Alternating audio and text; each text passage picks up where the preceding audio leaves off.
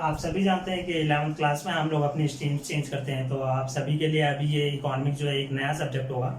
तो आज पहले चैप्टर में हम लोग ज़्यादा कुछ नहीं, बस इसके बेसिक्स के बारे में बात करेंगे, क्योंकि वही सब है पहले चैप्टर में। तो सबसे पहले हम बात करते हैं कि इकोनॉमी क्या होता है। तो इकोनॉमी एक ऐसा प्लेस है जहाँ पर प्रोडक्शन, ट्रेड, व्यापार हो गया and consumption of goods and services इसके अंदर में आते हैं। तो उसी प्लेस को हम लोग इकोनॉमी के नाम से जानते हैं। ओके, तो और सेकंड पॉइंट पे हम आते हैं। तो इसमें बात करते हैं कि इकोनॉमिक्स क्या होता है। तो गाइस, इकोनॉमी और इकोनॉमिक्स अपने आप में दोनों अलग कंसेप्ट हैं। तो इकोनॉमिक्स को हम देखें तो इकोनॉमिक्स एक ऐसा कंसेप्ट है जिसमें हम स्कार्स रिसोर्सेज की स्टडी करते हैं। और ये स्कार्स रिसोर्सेज क्या होते हैं? स्कार्स मीन्स कि something that is limited. Okay, like petroleum and कोई भी प्रोडक्ट आप ले सकते हैं।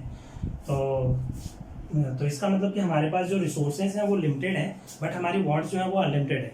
तो इसके अकॉर्डिंग हम किस तरीके से इकोनॉमिक्स में हम यही स्टडी करते हैं कि हम किस तरीके से उसका यूज़ करें कि हमारी जो सेटिस्फैक्शन है वो मैक्सिमम। ओके, तो जैसे कि हम एग्जांपल के तौर पे ले सकते हैं कि जैसे लाइक मेरे घर के पास में कोई चिंटू है, अब उसका बर्थडे आ रहा है और उससे बर्थडे में उसे 1000 रुपये मिले। ओके, तो वो सोचता है कि मैं अब 1000 रुपये में क्या कर लूँ, अपने दोस्तों को पार्टी भी दे दूँ, अपने लिए ड्रेस भी ले लूँ। लेकिन वो ये सारी चीज़ें एक साथ 1000 रुपये में तो नहीं कर सकता ना। तो इसके लिए हमारे पास क्या है? हमारे पास लिमिटेड जो है रिसोर्सेज जो है वो लिमिटेड है। ओके, बट हमारी वांट्स जो है वो बहुत सारी अनलिमिटेड है। तो उसके अकॉर्डिंग हमें इस तरीके, तो वही चीज़ हम इकोनॉमिक्स में पढ़ते हैं कि उसका किस तरीके से यूटिलाइज किया जाए कि हमारी जो वांट्स है वो मैक्सिमम सेटिस्फैक्शन मिले हमें उस चीज़ से। ओके, तो ताकि चिंटू भी खुश हो जाए और उसके दोस्त भी, और उसे कपड़े भी मिल जाए। तो गाइस, अब नेक्स्ट टॉपिक की बात करते हैं। नेक्स्ट टॉपिक है इकोनॉमिक प्रॉब्लम्स क्या होती है। तो अभी जैसे हमने अभी पढ़ा कि इकोनॉमी क्या होती है और इकोनॉमिक्स क्या होती है, तो हमारा नेक्स्ट टॉपिक ये बनता है, क्वेश्चन बनता है कि इकोनॉमिक प्रॉब्लम्स कौन सी होती हैं।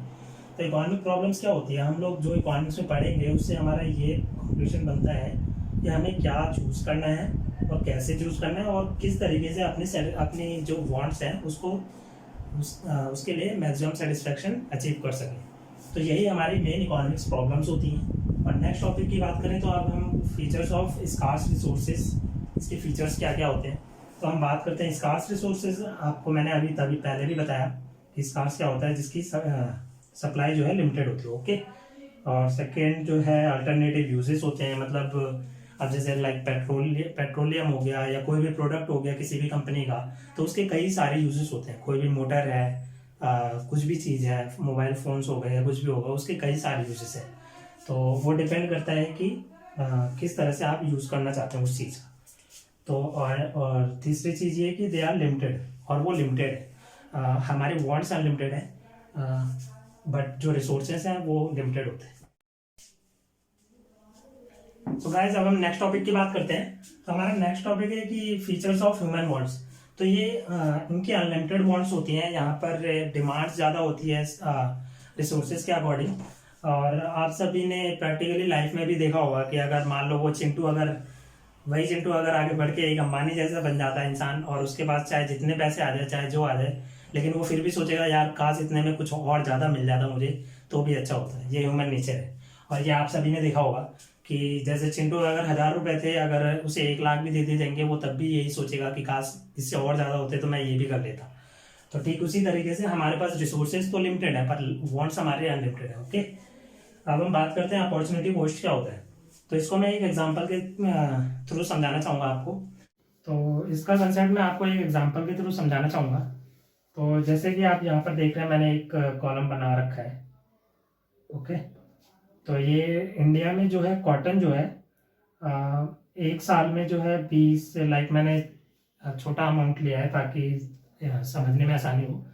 तो अगर इंडिया में एक साल के अंदर में अगर वो 20 किलो कॉटन जो है प्रोड्यूस करता है, और जो है लैपटॉप जो है 10 प्रोड्यूस करता है, और सेम उसी तरीके से नेपाल 8 प्रोड्यूस करता है कॉटन, और ये 16 जो है लैपटॉप करता है। ठीक, तो यहाँ पर अपॉर्चुनिटी कॉस्ट का मतलब ये हुआ कि हम एक कॉटन को खरीदने में कितने लैपटॉप का गिव अप कर रहे हैं अकॉर्डिंग, है ना। तो ठीक उसी तरीके से हम यहाँ से, जैसे अगर हम एक कॉटन लेंगे तो 1 cotton is equal to 10/20 laptop. तो इतना क्वार्टर हमें मतलब 0.5 लैपटॉप का गिव अप करना पड़ रहा है। तो ये हमारा अपॉर्चुनिटी कॉस्ट हो गया। ओके, तो लाइक हम किसी भी चीज़ को अगर हम सिलेक्ट करते हैं, उस चीज़ को सिलेक्ट करने के लिए हमारे